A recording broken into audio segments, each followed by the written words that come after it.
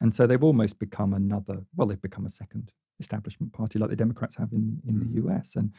But you're right in that they've also done that in a way that they seem peculiarly unable to speak to ordinary people. In a way that, billionaire elitists like Trump seem able to do it. Elitists like Farage or Boris Johnson seem able to do it better than the Social Democrat Party can. Like considerably better. Considerably better, right.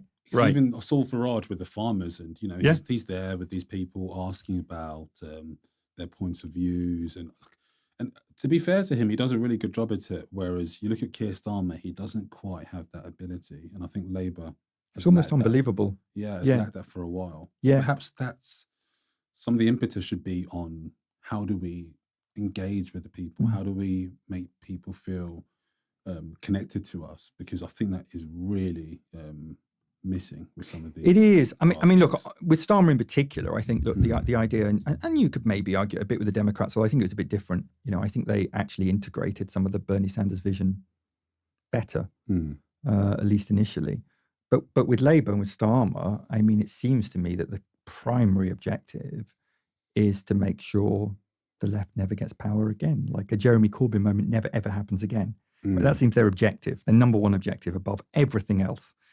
I mean, that's just what can you say about a situation like that? I think that was their appeal. They're kind of this antidote to Corbynism. And as you said, they're kind of the party that could appeal to the right somewhat. I'm not sure entirely how well of a job they're doing at that. But, I agree. But that is kind of seems like their goal is to appeal to the right and also the left. But in trying to do that, they haven't really appealed to either. Well, you lose your soul, don't you?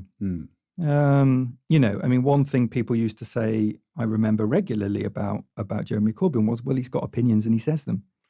So there's a degree you can trust him with that, whereas I think if you never nail colours to the mast because you're so ultra cautious, it's kind of difficult for people to warm to you in any way whatsoever. And even if you don't agree with Jeremy Corbyn, I think most people, they do appreciate or find commendable is his integrity and his transparency. Yeah. And you can tell that's a man who really believes in what he says, and he's not a puppet. That's a man who will go out or who can't be altered or captured by another person's interest. He will stand up for what he believes is right.